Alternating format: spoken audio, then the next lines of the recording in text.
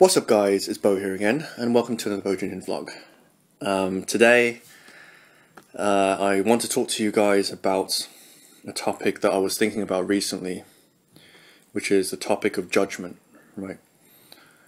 And how judgment is quite a damaging thing to both ourselves and also other people, right? So judgment is really just, you or someone else forming an opinion, whether that be good or bad, towards another person. It could be towards another thing or an entity, but like in this entry I kind of really want to focus on judgment as it's placed on people, right? Although this kind of, what I'm about to say really applies to everything, right? So, the reason I was thinking about judgment recently is because, well, it's kind of such a common thing, I was kind of thinking about, because, sometimes, like, you go through your day and you have these thoughts that come into your mind, particularly if you're someone like me or anyone else, like, if you're on the journey of awareness, I've given it many names, but self-actualization, whatever name you want to call it, you're probably one of those people who has a lot of, has a lot of kind of like thoughts kind of like bouncing through their heads. But, I happen to like, just, you have moments when you kind of think about, the thoughts that you have, and like a kind of,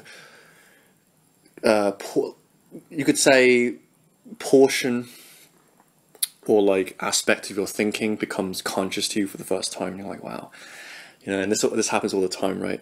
But I forget the exact scenario, but I was thinking about how easy it is for us to judge other people and how often it happens, right? It's like it happens all the time, right? Whether that be towards people that like friends, family, co-workers, people that are famous, people in the media or people you look up to, whatever it is. We all do this judgment thing, like, and here, of course, I just said, like, I'm talking about judgment towards people, right? And I've always had the idea in my head that judgment is wrong. It's just, it makes sense, to say that. And yet it's so ubiquitous in the world, this judgment thing. And really, it kind of, the message I give to you is nuanced as anyone who really teaches kind of like bigger concepts. You could even say spiritual concepts, There is always a nuance to it, right? And when I realized in myself that wow, I judge the people around me so much, and a lot of times I do it on autopilot. Like I don't even think about the fact that I'm judging someone. It just kind of happens, and then I form an opinion of someone, and it's like, there's the opinion. Recently, I was talking to someone, a friend, about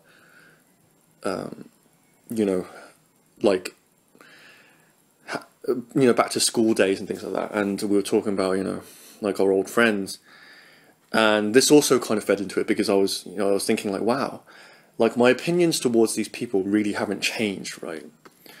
And sometimes when I have dreams,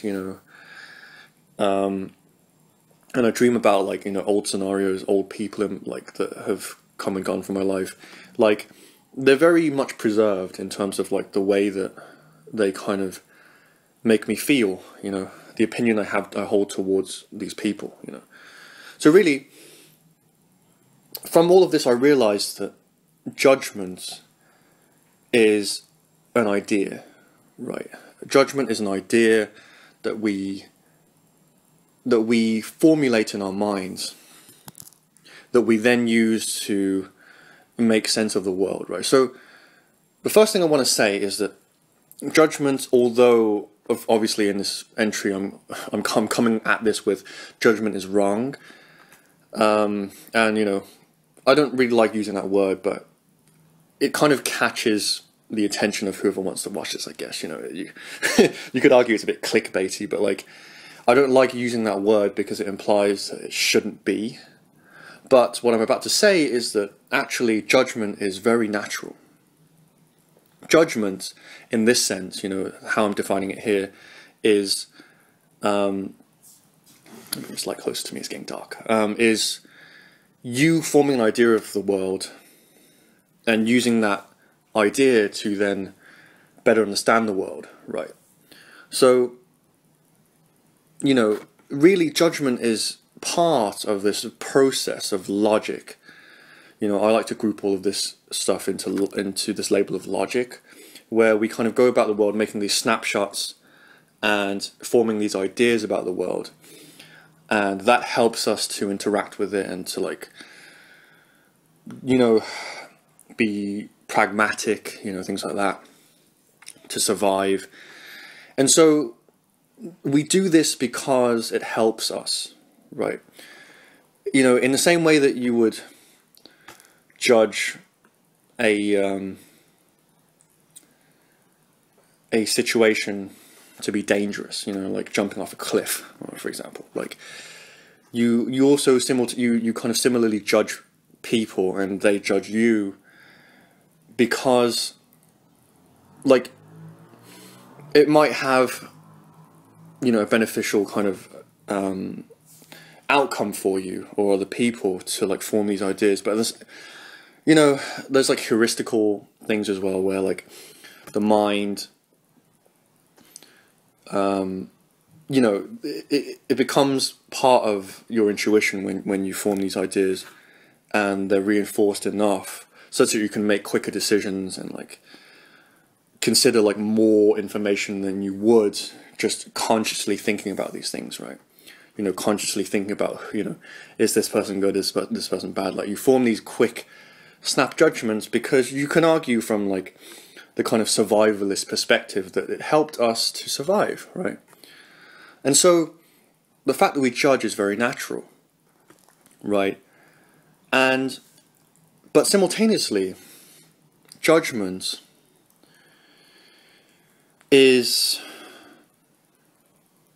can be detrimental, right? And the reason this is the case, you know, again, I say judgment is wrong. You know, like, they probably teach this to kids in school, you know, like little kids. Like, you shouldn't judge other people, you know, because judgment is, like, you know, being prejudiced and, like, all of this stuff, right? Don't judge a book by its cover, you know, like, all of this is, like, makes sense. But the reason that judgment is wrong, using that, you know, using that word again, is because judgment is the formation of an idea, right? And the common pitfall that we fall into when we judge and don't think about the judgments in a conscious way, you know, to kind of scrutinize them and question them, is that we start to mistake the idea that we formed with the thing itself, right? That's the pitfall that we need to watch out for. And the implications of this is that we hold both ourselves and other people back in life. Yeah, like, I need to get this like really close to my face, but yeah, so we hold ourselves and other people back in life through, you know, clinging onto these ideas and mistaking them for how that person should be, right? So I explain this in my logic versus emotion entry, part 3, where I talked about how the logical process is a snapshot process, right? So really, your thoughtscape, you know, your kind of mind, your kind of thinking mind, is really just this matrix of ideas and experiences that are frozen in time, that you form, you know, this matrix, this structure that then allows you to basically like see the world in a very organized way, right? And at any time you choose, right? But the thing about these is that they are unchanging, right? You know, in life, you know, there is a movement component to life, right? So this is emotion, or rather, you know, emotion is part of the kind of faculty that we possess, which connects us with the movements of life, right? So yeah, so I'm just recapping that video and the ideas within it to then fortify what I'm saying here. But you have logic, right? You have your rational thinking, which is essentially this matrix in your mind of snapshots that you take throughout life. And this is like a rigid structure. You know, it's like, you know, geometry, you know, right? It's like, you know, you have like this, you know, you can have like a scheme, a blueprint of something, right? And that's ultimately what your logical landscape in your mind is. But in real life, things shift all the time, right? Even something that is supposedly solid, you know, like the sofa behind me, like my glasses, like my body even, but my, you know, but like, you know, but these things over time will decay or change in shape, right? You know, nothing that is physical will last forever in like, you know, like kind of like preserved in like this perfect state, like our thoughts tend to be. And so, you know, the implications of this, right, is that like we mistake our judgments of other people and ourselves as, you know, as who they are, right? And because this is unchanging, right, unless we, you know, continually question and tap into our sensitivity to see where we are going, you know, where we are moving towards, where we are shifting towards, we can very easily, you know, keep ourselves and others back, right? And this is ultimately what self-fulfilling prophecy is, right? Is that we have these ideas of people and other things, it can be, but like this is most kind of problematic with people, is that we, you know, we basically like we hold opinions on other people, and we're not cognizant of the damage that this potentially does to other people, you know. So, you know, we all have a journey in life, you know, we all trying to get somewhere, right? Whether or not that be, you know, endorsed by other people or by society at large, we all have somewhere that we want to be, you know. Like, I preach about personal growth and like following a path of freedom and following your passion, you know, and not everyone is as kind of, you could say, extreme as me, you know. Not everyone is as kind of like overt as me, but like everyone at least has some idea of where they want to get to in life, right? Or at least, even if they can't believe in it, they have like, you know, they have these flashes of inspiration where they see themselves, you know, first and foremost as this person, or like with this stuff, you know, or with these skills, or with these people around them, right? And we all have these, you know, and again, you know, whether or not they are consciously or subconsciously manifest, in the sense that you are consciously going and actively going towards them, or you kind of like, you know, hiding behind the bushes in like this demure way, you know, demure like coy way, you know, hiding behind the wall like from life, you know, they exist, right? And you have to realize that people change. You know, change is the only constant, right? So people will change, and you as a person, you as a person understands this to the extent that you connect with that change. So if you're not someone who is, so if you're a victim of this, right? So, you know, to give you a bit of, you know, an example, you know, if you're someone who has a certain identity, right? This is also linked to another kind of area that I talked about, which is like flexible identity, you know, subjective morality, you know, flexibility in your perspective. If you're someone who, like, you know, has a particular identity, right? You know, you might be, you know, and I'm talking about, you know, dysfunctional identities, you know, so like you might be someone who has anxiety, social anxiety, you might be someone who was picked on, you might be someone who doesn't think that they're very intelligent in the traditional sense, you know, in academics and stuff like that. You might be like not artistic enough, you know, I'm just throwing these out of my mind, you know.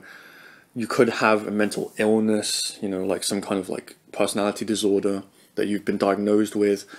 You might, you know, and like, you know, the list goes on. So like anything, any identity that you think you're stuck with, you know, you're too nice.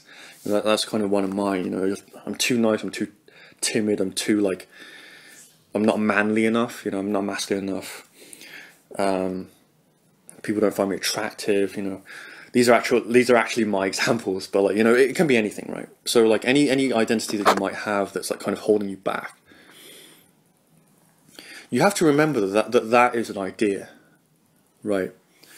And at some point in life, you may be lucky enough to experience that being flipped, right? So I did another entry about this called The King and the Subject, right? And what that entry was talking about was, you might have this identity that you've been stuck with all your life, such as you're too nice, you know, you're not assertive enough, people steamroll you, you know. But there will be a point in life, I say lucky, but really like, you know, it's happened to me, so I don't, like, like, the kind of, like, feeling doesn't really exist for me because it's already happened to me, but, like, you will experience a point in life,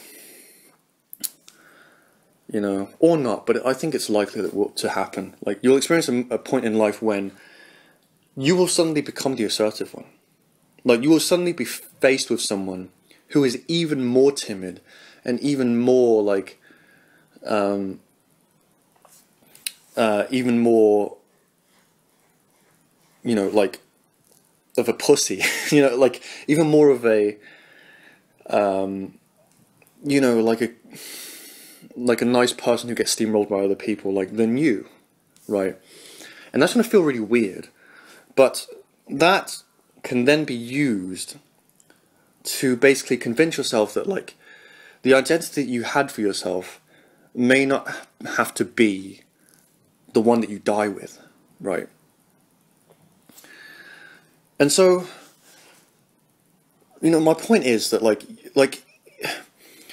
you may not consciously want, if you happen to be watching this, you may not consciously want a life of success and fame and, you know, achievement. You know, you may not be that ambitious, like, consciously. But, like, if you're being held back, you know, if you feel unhappy, you know, if you feel unhappy, I urge you to watch all my videos, and, like, you know, maybe you'll find something that you can use to then, because there's so many, I chuck so many ideas and tools at you, so, you know, I welcome you to check that out, you know. But, like, also, you know, it might be worth you kind of, like, thinking about, well, just have a think about it, you know, like, okay, is it possible for a person to succeed? Just using that as an example, you know. Or, okay, let's use, like, one that's, like, a bit more kind of modest. Is it possible for someone like me to find love? Right. Is it possible, and I've been alone for most of my life, you know, and is it possible for me to find love? Like, you know, to find a girlfriend, to find a wife, and this might take a bit of digging, you might sincerely believe that you don't deserve it, or you will never find someone like that. But you might take a bit of digging. It might actually take a bit of facing your fears, because, let's be real. Let's say you find an example of someone who is like you, who found happiness, who found someone to love, who found their significant other, or whatever it is, right? Found a girlfriend who would sleep with them. Sorry, random thought. And it might frighten you, or it might piss you off, or it might make you jealous, right? And this is what will happen, and you'll kind of have to face it, right? But hey, what's the alternative? And what's the alternative? And also, I think after like many years, possibly, where like you are loveless, and you just like year after year, you're like, I have no one loves me. I just want a fucking girlfriend. At some point, you will snap, right? And that will be your ticket, into like, okay, you know what? Fuck it. I'm gonna try something different, right? So yeah, and like, just to round this off, like, so you have to ask yourself, like, is it truly impossible? Like, if you're really unhappy with an aspect of yourself, or whatever it is, or even if other people are judging you, you might, like, they might call something that you love stupid, or, people, like, it's quite common, like, shockingly, but like, when you really think about it, but like, it's like, your friends tell you that, this is stupid, or this is fucking dumb, that you like this, and you're really passionate about it, but like, they might be, yeah, this is fucking dumb, or like, you'll never make it, whatever it is, right? Like, take to heart what I just told you, that like, and it might be hard when you're starting off, because like, you don't have that kind of like confidence that you get from like, questioning and developing your own thinking, your own independent thinking. But like, just like, ask yourself, well, is it really impossible? And maybe, could I not find someone who is like myself, who has achieved, or like gotten, or whatever, what I want, and like, just start to train your an open mind, and that like, maybe it is possible, maybe it is possible, right? And and so this also has like a kind of like parallel application, right? So like, I've been talking primarily just now about like how it affects you, but then also, and this is kind of like the crux of my own realization about judgment, is that perhaps the way that you judge other people is also holding them back, right? Because we're so focused on ourselves most of the time that like, it's difficult to just take a step back and be like, okay, well, this person's obviously a dickhead. This person's a cunt. This is a bitch. That person's annoying. I don't like him. I don't like her.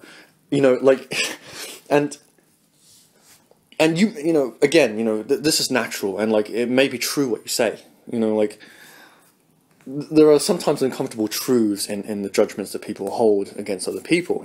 Both to yourself and other people. But at the same time, like, so, think about it. Why couldn't this person that I think is an absolute dick, right? And this takes a bit of consciousness to do, in the sense that like, maybe you really think that person is a dick, and like, you can't imagine them anywhere and any other else. Maybe it's someone who's abused you or taken advantage of you. It could be like family members, it could be really deep. And you just can't see them any differently, because they've just caused you so much pain, or whatever the fuck it is, right? But, and whatever, but like, you might want to ask yourself, well, okay, is this, like, like, what if this person became a good person? It's obvious that this person is a dick, and like, I hate this person, or like this person bugs me, this person annoys me. And then you might even get to the point, you know, if you're training in empathy, let's say, where you think, okay, well, I guess that this person's annoying me, but I guess they must have their own problems. They must have some history, because everyone has like this whole wealth of history to them, you know. I don't know actually if I did an entry about this, but like, basically, yeah, I think, yeah, maybe I'll do an entry about this, but like, in essence, like, the thought I just had was that, is another idea that I had, which was that, well, we all think that we all think that we're kind of an island unto ourselves, really. Like, in self-help, like, and like things like that, you know, it's called like victim mentality, you know, and that's basically when you know, no one wants to admit this, but like, I recognized it myself, and I'm sure that everyone else could recognize it themselves, is that like, we all think that like we're this victim trapped in this like, this tragedy of life, whilst everything and everyone else is out to get us, kind of a thing.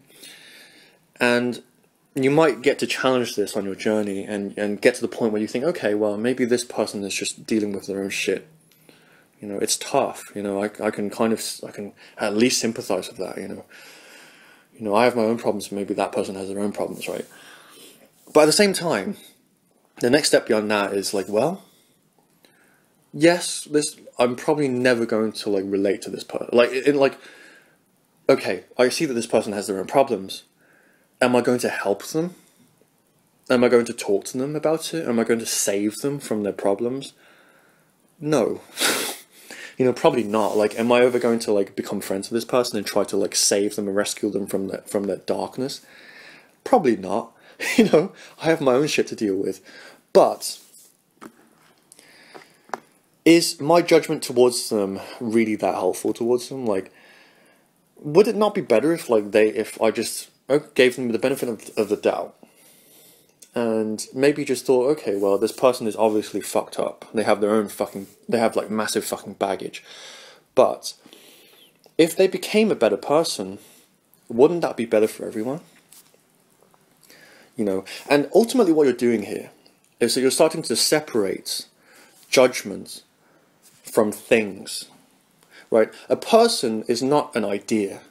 A person is not something that doesn't change, you know, or you know, anything that you judge, and you have to be careful with this, like, and the reason this is so elusive and hard is because it deals with the things that I talk about, you know, like, it deals with like big picture, it deals with spirituality, it deals with like big philosophical questioning that like the average person doesn't do, right? You know, we're talking about your actual perception here.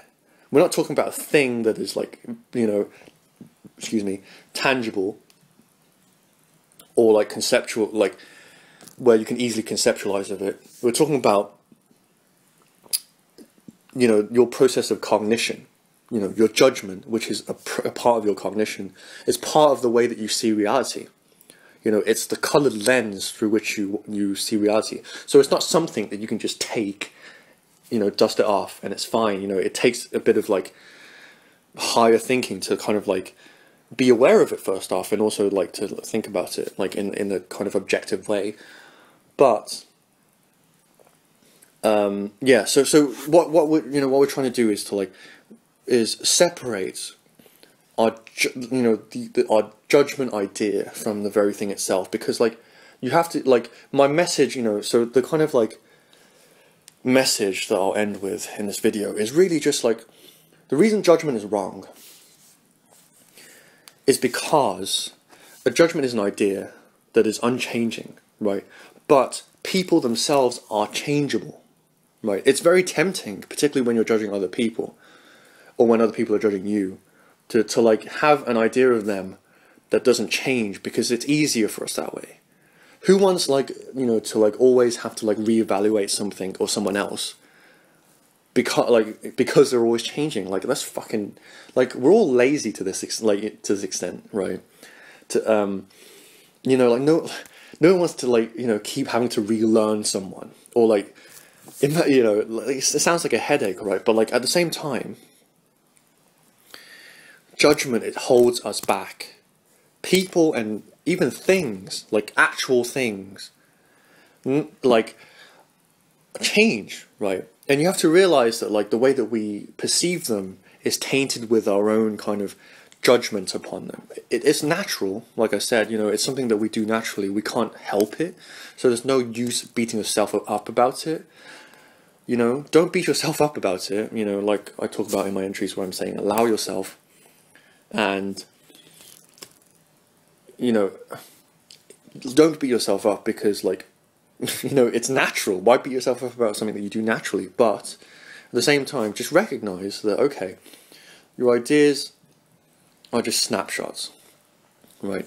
And how you apply this practically in your life, starting now, is that you do this with yourself first, right? You know, don't worry about other people. Just start with yourself, you know. And this is kind of advanced, right? If you're just watching this and like you're worrying about judging and stuff like that, like, you know, I would dare say that, like, you know, you should be watching something else right now. Like, you know, watch about like tapping into your sensitivity. You know, like I'm kind of plugging my own videos here, but like watch about my videos about tapping into your sensitivity, independent thinking, you know, things like that. You know, but like, yeah. So I hope my message was clear. Like I kind of explained it in a very roundabout way. You know, but like, yeah, you know, and just to finally, you know, again, I have this image in my head, right? I'll just wrap with this. Like, I don't know if it'll be helpful, but like, this is how I imagine it. Is that, yeah, you know, we are like a tree, or even a car, you know, that continually has new parts put into it, such that there'll be a day when like that tree no longer is the tree that it once was 5 years ago, or the same car it was like 50 tune-ups ago, you know. We have to view ourselves in that way, you know, and of course it feels safe and secure to like think of ourselves or other people in a certain way. You know, I am lazy, or I am soft. I'm not pretty enough, and I'll always be this way. It's really easy to think that because it's unchanging, right? Or, you know, indeed other people, you know, that person's always going to be like a dickhead. That person's a dickhead. Why should I think any like otherwise? You know, he's a dickhead. Like, why would you make me like why would you even make me think about him being a good person? He's not a good person, right? You know, like, it's easy to think that way. But we are like, you know, like a car, a tree, anything out there that changes, we change, right? And so don't hold yourself back. Don't hold other people back. And through doing this, like, the world would become so much better, because it's like, well, you know, other people don't hold you back, so you can grow into what you want to be. And, you know, you don't hold other people back. And it's like, it's like cooperative, you know? Like, if you let people do what they need to do and become better people, then that will benefit you, won't it? You know? Like, think about it that way, you know? Like, why, like, yes, that person is fucking a dickhead. In practice, in real life, I will never talk to this person properly. I would, like, if they wanted to be in my life, I would shut them out, because, like, I don't want to be around that kind of a person. You know, I don't want to be around a druggie. I don't want to be around a compulsive liar. I don't want to be around, like, a psychopathic liar. You know, I don't want to be around these kinds of shady, like, shitty people, practically. But at the same time, like, why, like, you know, like, if those people were to become good people, I'm not saying it's going to happen necessarily. I'm not saying it's never going to happen necessarily. The thing is, if they were to become a good person, that would benefit everyone. So think about it, right? Think about this, what I just said, in this entry. So cool, it's been a long entry, like, I explained what I was trying to explain, like, in a roundabout way. But, whatever, you know, it comes out. So cool, I hope that was insightful, and I will catch you guys in the next entry. Peace out.